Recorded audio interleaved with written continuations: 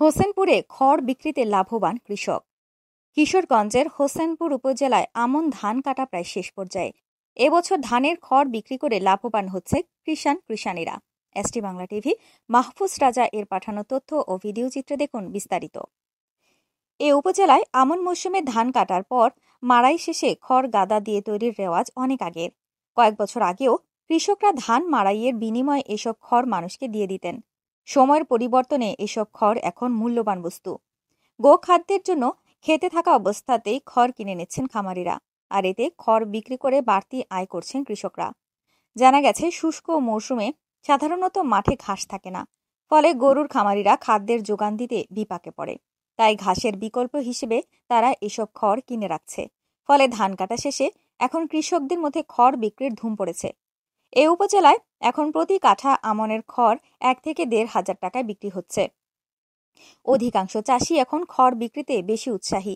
হাটবাজারে ধান নিয়ে অনেক সময় বসে থাকতে হয়, কিন্তু ধান কাটার আগেই খড়ের খদ্দের জুটে যাচ্ছে।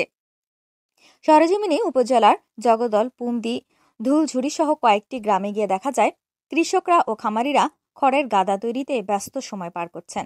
তারা বলেন, ধানের চেয়ে এখন খড়ের কদর বেশি বলা যায়। 1 বিঘা জমিতে প্রায় 400 আটি খড় হয়। এক একটি খড়ের আটি 5 থেকে 6 টাকা দরে বিক্রি হচ্ছে। স্থানীয় কৃষি অফিস সূত্রে জানা গেছে, চলতি মৌসুমে এই উপজেলায় 6টি ইউনিয়ন ও একটি পৌরসভায় মোট 8,476 হেক্টর জমিতে রোপা আমন আবাদ করা হয়েছিল। এ উপজেলায় এবার আমনের বাম্পার ফলন হয়েছে। উপজেলা প্রাণী সম্পদ বিভাগ সূত্রে জানা গেছে, এ উপজেলায় গবাদি পশু লালন পালনে ঘাসের পাশাপাশি খড়ও উৎকৃষ্ট খাদ্য। খাবার হিসেবে প্রতিটি গরুকে প্রতিদিন 5 থেকে 6 আটি খড় দিতে হয়। গাভীর জন্য খড় খুবই উপকারী। এজন্য কৃষকেরা বাজার থেকে কেনা গোখাদ্যের চেয়ে ধানের খড়কে বেশি গুরুত্ব দেন।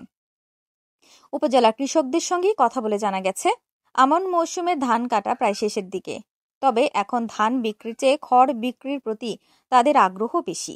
জগদল গ্রামের কৃষক মোহাম্মদ রিপন মিয়া বলেন, আমাদের 8 কাঠা ক্ষেতের খড় 10,000 টাকায় বিক্রি করেছি। ধান কাটার আগে গরুর খামারি খড় কিনেছেন। আগে খড়ের এত মূল্য ছিল না, কিন্তু বর্তমানে খড় বিক্রি করে আমরা বাড়তি আয় করতে পারছি। উপসহকারী কৃষি কর্মকর্তা মুদাসিল হায়দার আলমগীর বলেন, ধানের পাশাপাশি খড় বিক্রি করে কৃষকরা বাড়তি আয় করে লাভবান হচ্ছেন। এই সময় এলাকায় ঘাসের সংকট থাকে, তাই গোখাদ্য হিসেবে খড়ের আটির চাহিদা আছে। এই সিজনে নেড়ার চাহিদা অনেক বেশি, কারণ গরুর খাবার সংগ্রহ করতে কৃষকদের অনেক কষ্ট হচ্ছে। এই জন্য নেড়ার চাহিদা অনেক বেশি। দাম এখন নেড়ার দাম অনেক, বলতে গেলে নেড়ার দাম প্রচুর বেড়ে গেছে।